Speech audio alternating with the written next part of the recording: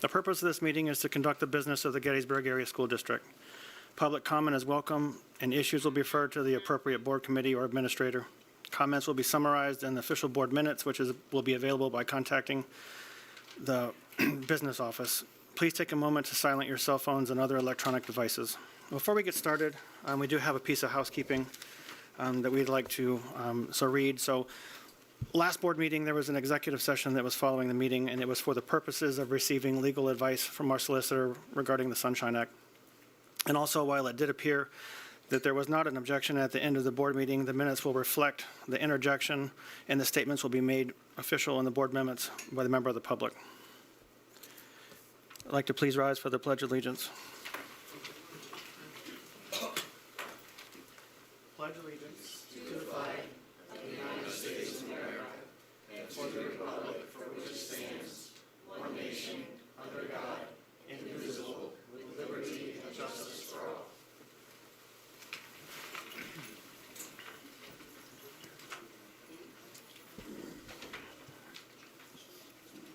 Agenda item number 3, notices and communications. Oh, actually, my apologies. Number 2, roll call. So all members are here. President Hassinger is on the phone, was not able to attend in person tonight. Thank you. Notices and communications. Sure, just a couple. Welcome to spring, first day of spring. We'll take it.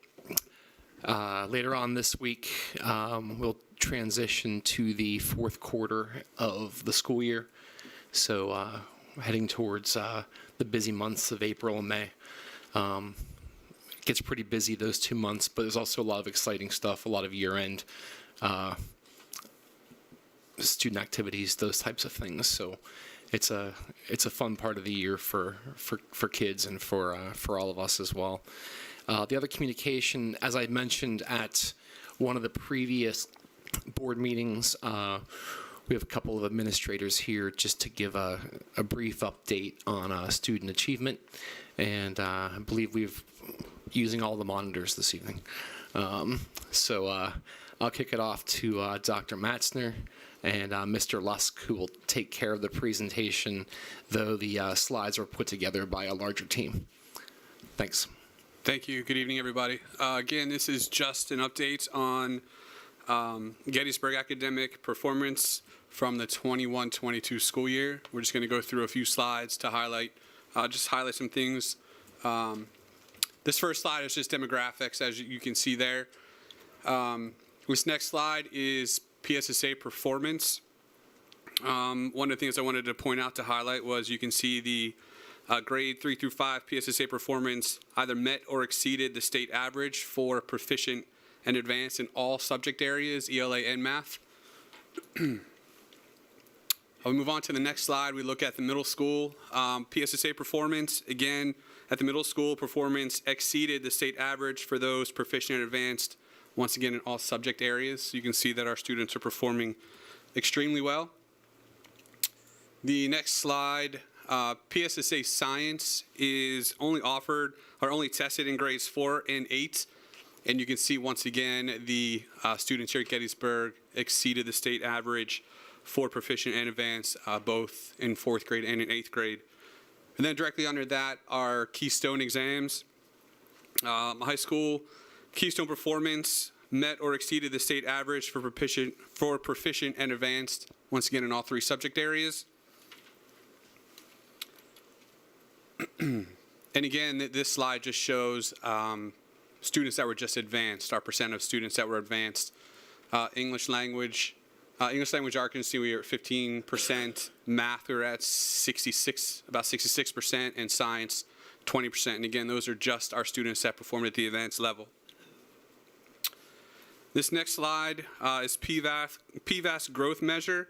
The growth measure analyzes available data from previous years to help evaluate how much students have gained academically in one school year by comparing current achievement to prior achievement. It does determine whether students maintained, exceeded, or fell short of the growth standard based on their prior testing history. And one of the areas I wanted to point out, you can see that both at the middle school and the high school showed 100% growth scores in both math and science, which means all of our students in both buildings exceeded that growth measure for both math and science, which is a fantastic number. For the rest of these slides, I'm going to turn it over to Mr. Luss to talk specifically about some high school topics. Sure, thank you. One source of pride in our high school for many years has been our AP offerings and the students who accept the challenge of those offerings and perform quite well. So as you can see on the screen, we have 132 different students taking AP classes to the tune of 249 courses, many of them faring very, very well. The lines below show the numbers of 3s and 4s and 5s, and you see plenty of outstanding scores. Beneath that, you can see the historical trend of test takers throughout the years. And so it's good to see a lot of students taking these courses and a lot of students doing really well. Next slide shows how we're performing on the SATs and ACTs. We only have a couple of students actually taking the ACTs. Most of our students, those that are still choosing to take these placement tests, take the SATs, and as you can see, our students are performing above the average in the state and the national average as well. So that's always a good thing to see. A little bit over 1,200 as a score, which is a great score for those students taking that exam. The next slide speaks to our students' work in the area of industry-based learning. We're fortunate to offer a lot of career and technical education opportunities, some with ACTI and some within our own building. And this speaks to that a little bit. The bottom graph that speaks to the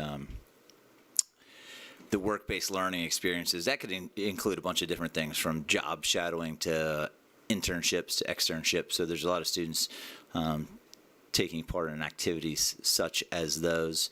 We do have a number of students every year taking the NOCTI exam, so you can see some numbers that speak to that success, as well as industry credentials, which is an area that we see some students picking up industry certs along the way. That's an area that we'd like to focus more on. So in the next few years, we'd like to see that number actually climb a good bit more.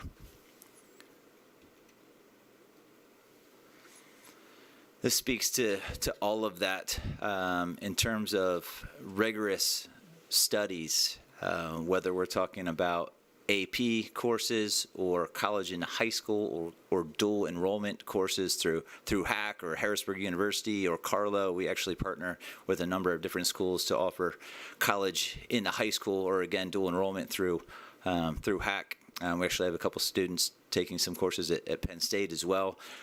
We have students either taking those AP or college and high school courses or participating in programs of study in career and technical education. So it's always our goal to get students into the right places, doing the right things, whether it's a rigorous course that is AP or CHS, or possibly a program of study. And as you can see, when we have about 80% of our students doing that, comparatively to a little over or around 56% across the state, we're performing very well in that area. Graduation rates look good comparatively as well. I'll always say, it's a number that you want to see, obviously in a high range, but we also don't give away diplomas either. So that's a score that looks pretty good, again, in comparison. Post-secondary transition speaks to our goal of moving these students on from high school and into the next step of life. So 65% of our students are moving on to post-secondary education. We have about 12% headed off to the military, and we have plenty that are heading straight into the workforce. Regardless, we want them to find success after high school. College isn't for everybody. Military is not for everybody. And, eventually everybody should be in that workforce, or at least most of our students. But right out of high school, this is where most of our students are headed.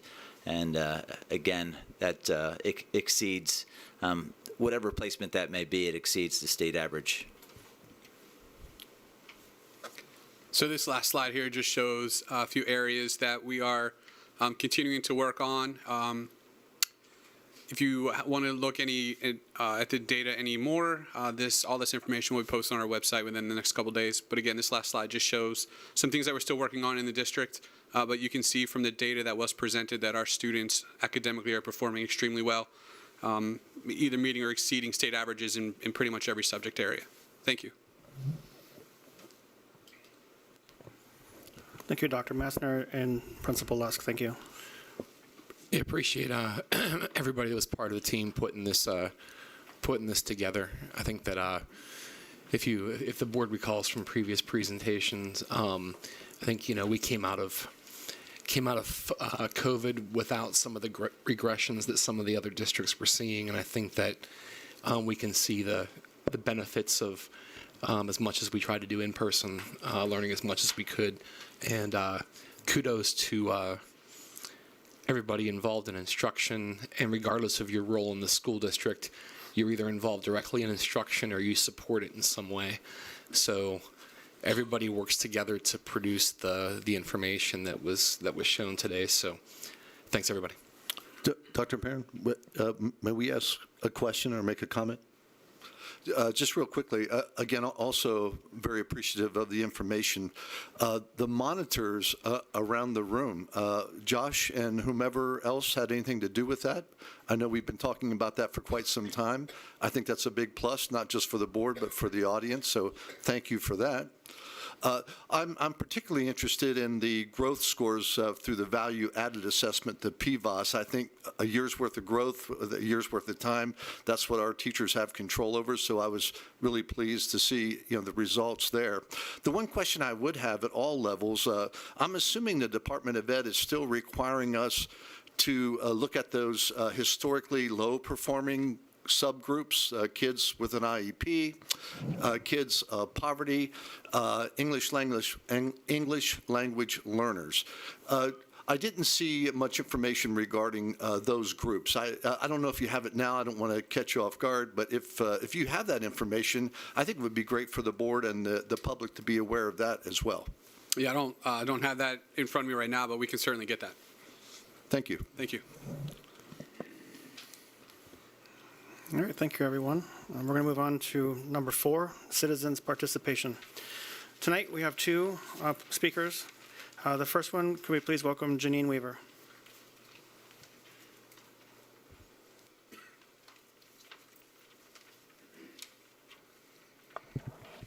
Hello, and thank you for your time. My name is Janine Weaver. I am the mother of 4 children in the Gettysburg Area School District.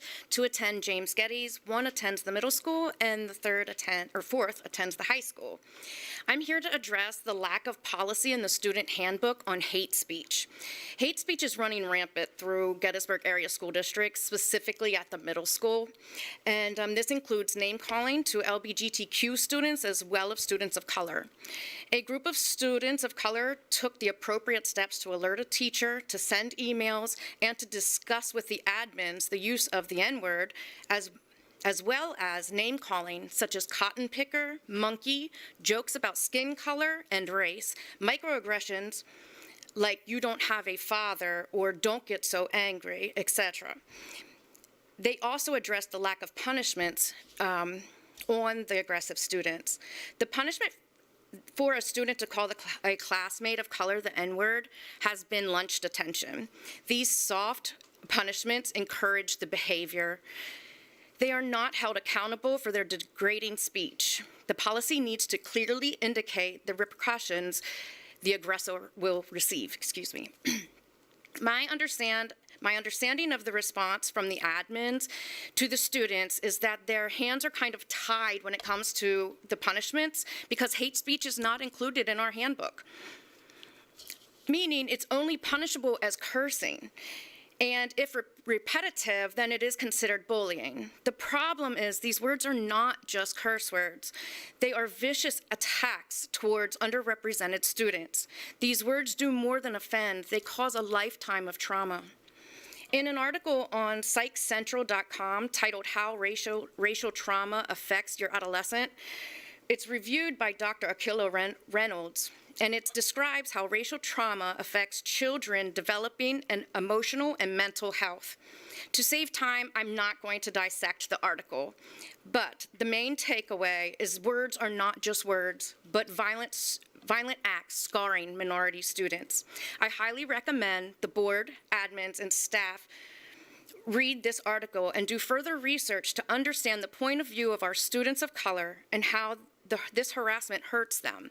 And I can send a link to the article later. Sorry. Okay. In addition to the handbook change, we need to educate all the students and staff on the history of hate speech and racism, how it hurts the victim, and how to teach others to stand up without violence for victims. This opportunity to educate was missed by the middle and the high school by lacking education during Black History Month. Per the students, they did not have organized or formal education of race during Black History Month. From my understanding, James Geddes did have age-appropriate education, so for that, we are thankful. Hate speech has been regulated by the government for many years. The handbook should have been adjusted before now. However, it's not too late. As a community, we need to update the student handbook to include hate speech as well as an appropriate set of repercussions to those that are abusing other students. I strongly advise the school board to reach out to organizations that support equality and fight hate speech and find wording and appropriate punishments for the aggressive students. Thank you. Ms. Weaver, thank you for your comments, and please feel free to send that article you're referencing to the board for review. Thank you. Our next public speaker, please forgive me if I mispronounce your name, Ms. Christina Clark Quadrado.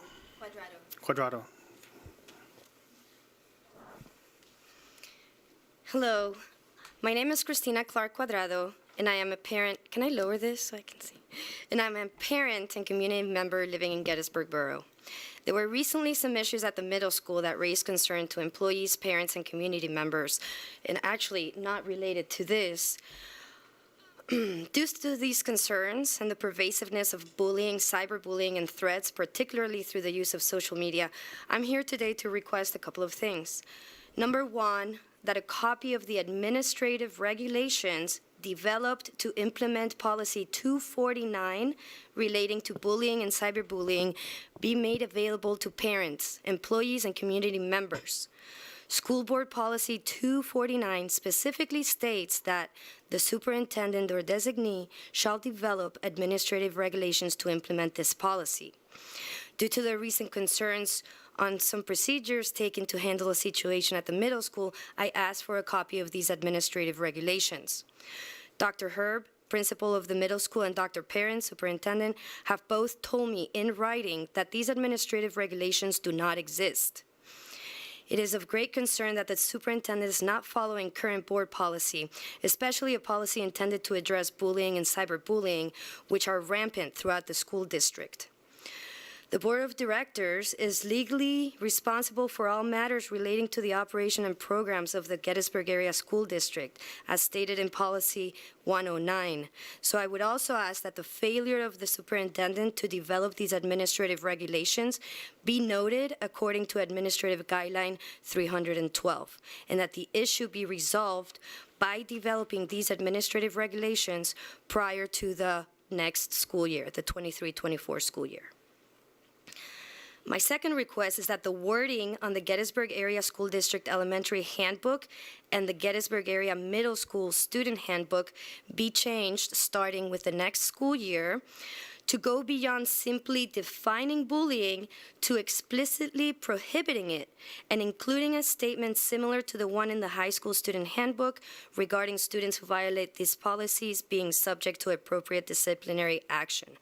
Currently, the student handbook does not prohibit bullying. It simply defines it. You can check. It only prohibits cyberbullying. My third request would be for a copy of the threat assessment report of a threat that was assessed on or around February 14th, 23, which was so blatant that school law enforcement officers were required to contact the district attorney. A threat assessment apparently was done by the school officers of these threats and also bullying and harassing comments that came from a social media page which targeted a group of district employees, some of their spouses, district students, and a parent. Some of the comments under the pictures of these employees, spouses, students, and the parent included, "None of you guys are safe. Just know I'm after all of you," and other comments that I probably should not say in public, but were very degrading. School administrators concealed this threat and bullying comments from the parties being threatened and harassed, preventing them from taking necessary precautionary steps. My understanding is that there was also no disciplinary action for the creator of these posts.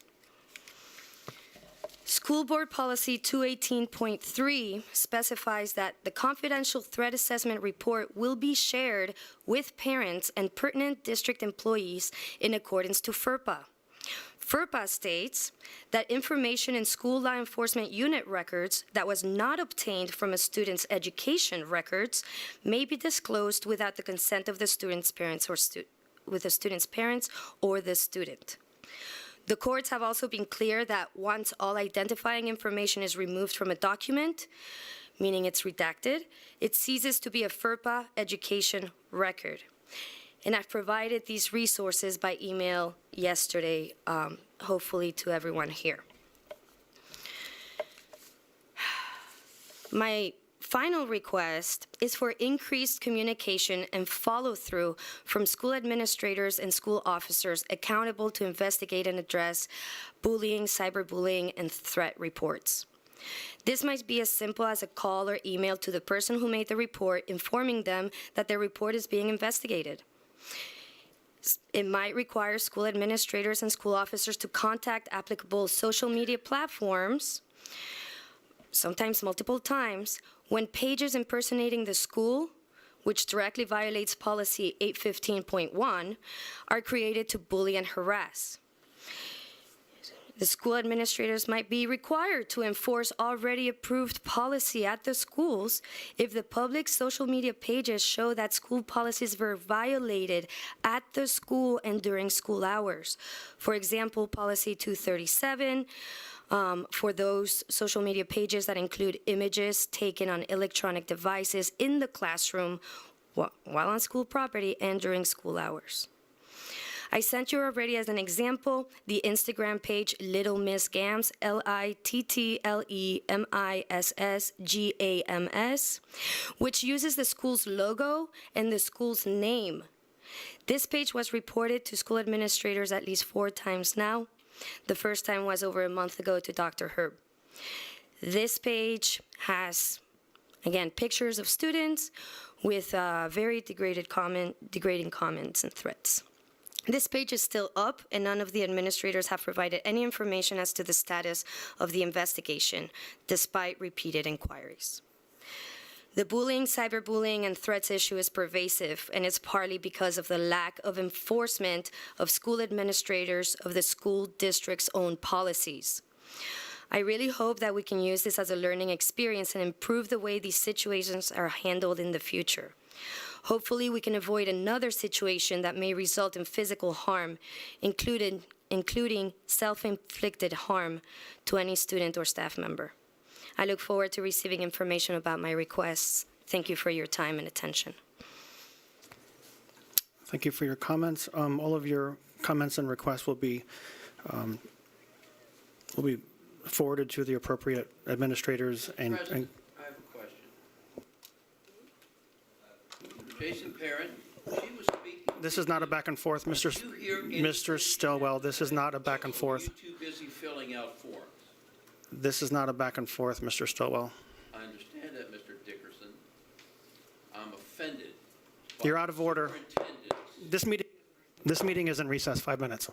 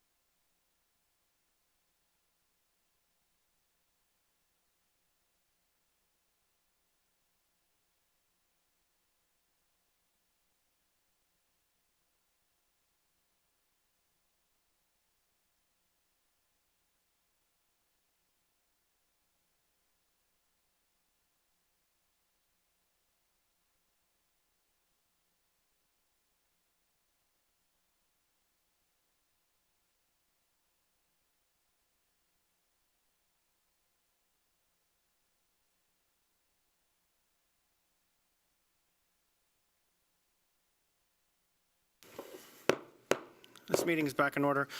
Mr. Stillwell, you've been to plenty of our board meetings, and you know how public comment works. If you would like to address the board and make a public comment, I will allow you to fill out a form, and you can address the board since we're still in public comment.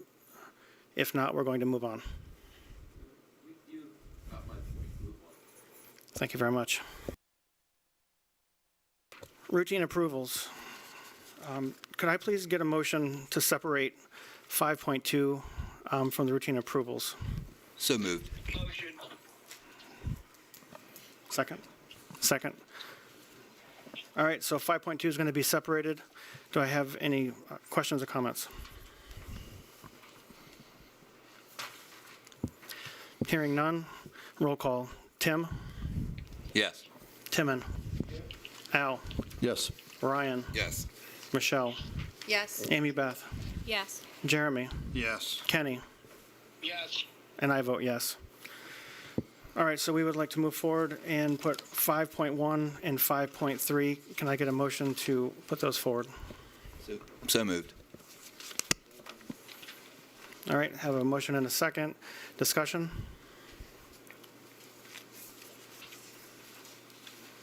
All right, hearing none, roll call. Timon? Al? Yes. Ryan? Yes. Michelle? Yes. Amy Beth? Yes. Jeremy? Yes. Timon? I'm sorry, Tim. Yes. And I vote yes. All right, moving on.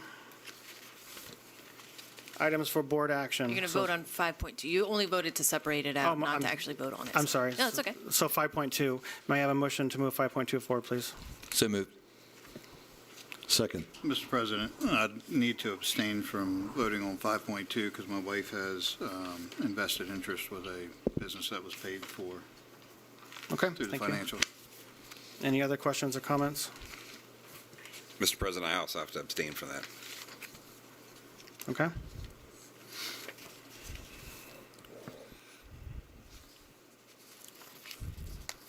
All right, so moving forward, roll call. Tim, Yes. Al, Yes. Amy Beth, Yes. Michelle, Yes. Timon, Yes. Kenny, Yes.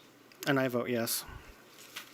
6.1, approval, this is for the facilities improvement project for the HVAC renovations, and this is just action to move forward with the design so we can put the project out for bid. Can I get a motion? So moved. Second. Mr. President, just so we're clear on that, we're putting this out just strictly to get a scope of the work. We're not bidding on any of the work. We're trying to get an idea of where we're at with some projects that we know that we're going to have to do in the future here. And we're just trying to get an idea of what this is going to cost us, correct? Right.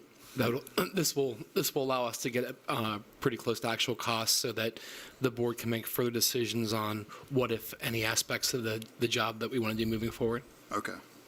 I Thank had a you. question for admin, if possible. The only number mentioned for an expense is $820,000 for the design and budgeting services. But I guess maybe this would be a question for Josh. Is the original $34 million estimate to complete this project still accurate?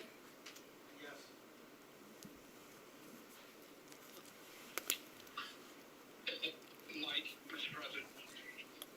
Yes, go ahead, Kenny. And I apologize because I'm traveling back from a family matter. I just want to ensure that I'm correct here. This is the motion that's allowing the district to get a real cost estimate and a scope of work related to the HVAC system at the two buildings. It is not the acceptance or anything that we're moving forward with anything because we don't know a cost yet. The board, after this is done, can table it for a year, 2 years, but this is the first step of the process. That's the motion, correct? Yes. I'm sorry, I didn't hear you. He said yes. They said yes. Yes. Thank you. I apologize. It was cutting in or out. Thank you. Yep, no worries. I also have a question as well. So if we proceed forward and we do what you refer to as the design, where they basically do the design and build of it before we put it out for bid, we pay for that work. We own all of the drawings, blueprints, and everything associated with that, correct? Okay, thank you. I just wanted to mention that this was voted down just a few meetings ago, and the $34 million does seem to be an accurate estimate. I just asked that question. So we're actually moving forward something that was turned down just a short time ago. Do I have any other? President. Yes, go ahead, Kenny. Again, I'm going to ask for clarification. I don't know if Josh is in there. We are not moving forward with the HVAC project, is my understanding. This motion is solely for the district to explore a need that is a potential problem in the future. Whether that's this year or 4 years from now, this process has to take place in order for us to get an estimate. And $34 million or $24 million is not on the table until this step is taken. Is Josh in the room, and is that correct? Josh is let in the room. me provide an explanation here. So what we intend on doing, if we get approval tonight for the $820,000 expenditure, is we will sign a design contract with Train Omnia Partners, Train through their Omnia Partners Cooperative Purchasing Network.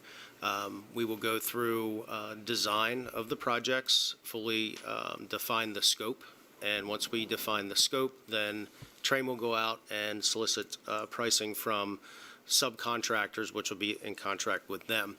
At that point, we will have a lump sum cost proposal for the scope of work identified. And at that time, then we will bring up for information and then action after that for the board to vote on whether they want to move forward with the construction of the projects. So it's really a two-step process similar to the HVAC project at the high school. We're just using a design build model to procure the work instead of a multi-prime low bid.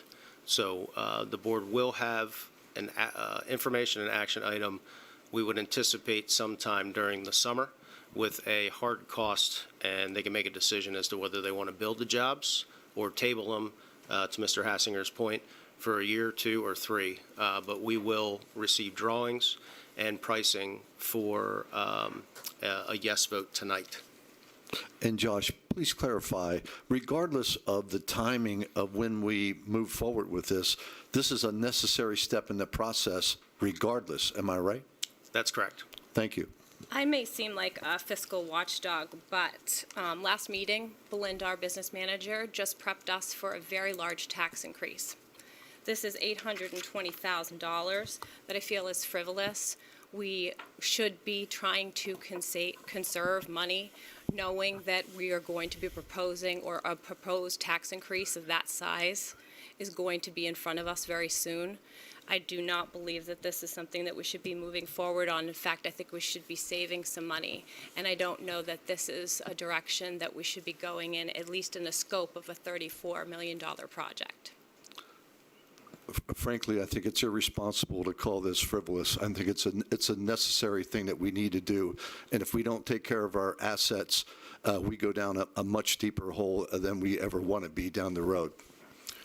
Yeah, I simply want to just remind the board that there was significant, they started before I got here, a significant amount of planning for these projects. So the idea was all the borrowing that's been involved in order to prepare to do the projects, that the projects wouldn't have an impact on the general fund budget. So there isn't an alignment between the HVAC projects and tax increases.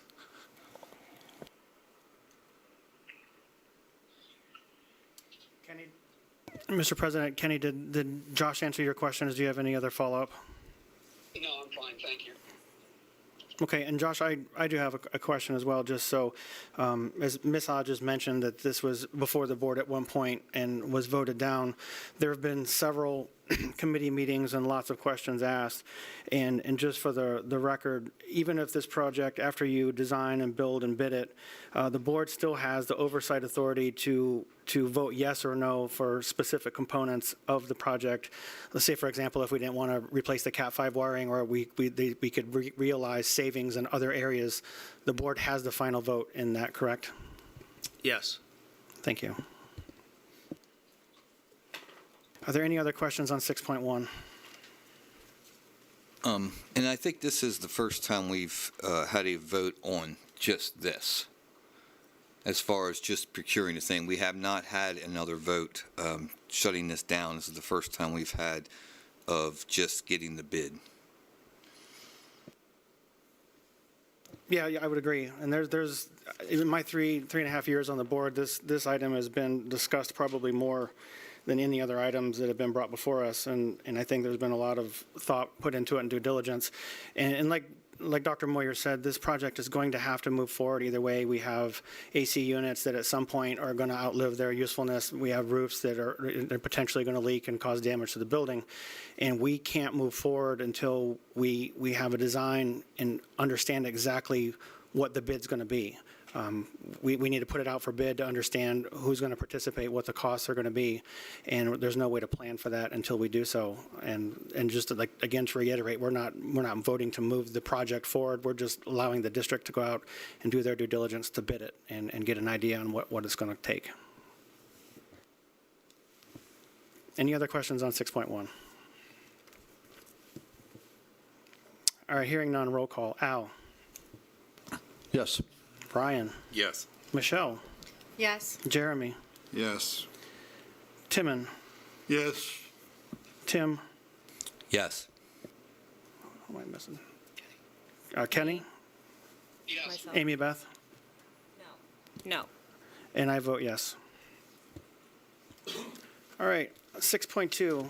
So this is the approval for the capital 5-year improvement plan, fiscal years 2023 to 24 to 27, 28. Just as a reminder, these are just the the yearly updates and yearly upgrades that are done planning 5 years out. All the items that you see on here would eventually come as individual approvals at future meetings. So it's really kind of see it as a draft and a plan. Okay. All right. May I get a motion? So moved. Second. All right, a motion and a second. Discussion, questions? Just Josh, just want to compliment you and your team for the detailed plan that we have in front of us. We've had several discussions on this already in committee, and I appreciate the documentation that you provided for us. Thank you. All right. Any other questions? Roll call. Brian? Yes. Amy Beth? No. Tim? Yes. Jeremy? No. Timon? Yes. Michelle? Yes. Al? Yes. Kenny? Yes. And I vote yes. Moving on to 7 information items. So 7.1 is an overnight trip for the speech and debate team. Any questions?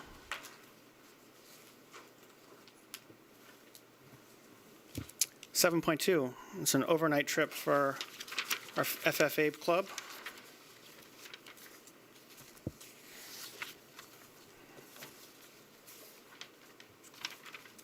Any questions?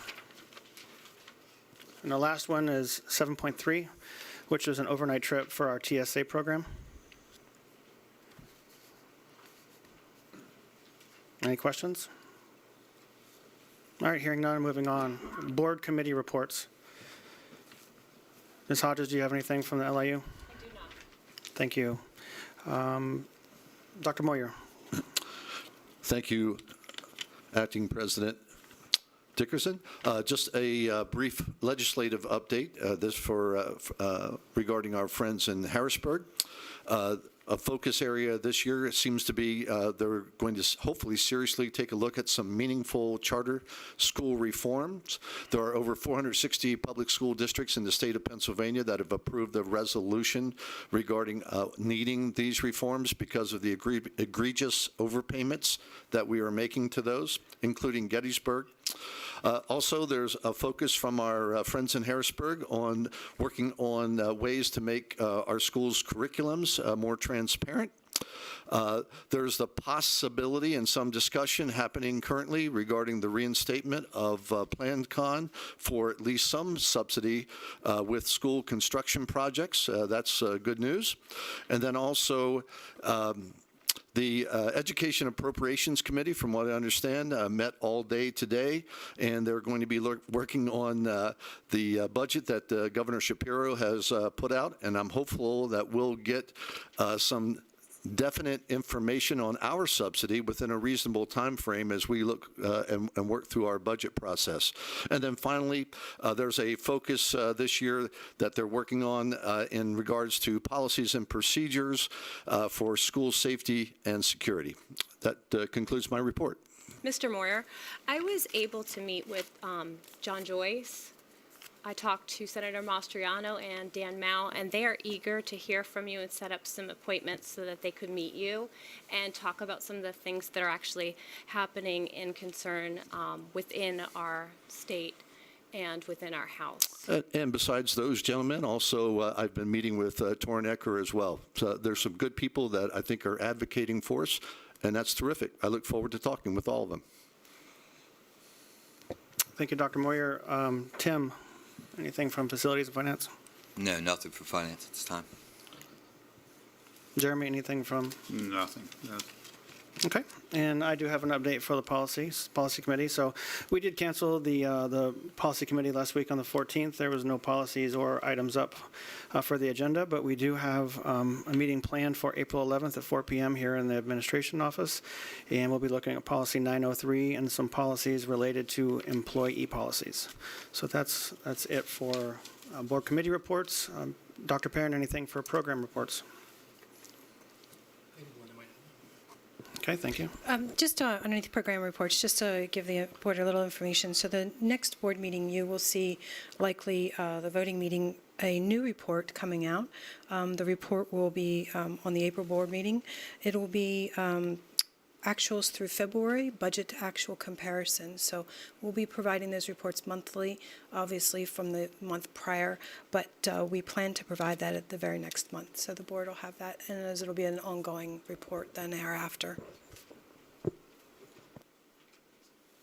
Thank you, Belinda. All right, number 10, calendar of events. So our next board meeting will be scheduled for April 3rd at 7 p.m. here in the Administration Building. Anything else on that, Dr. Perrin? All right, with that, may I get a motion to adjourn? So moved. Meeting adjourned.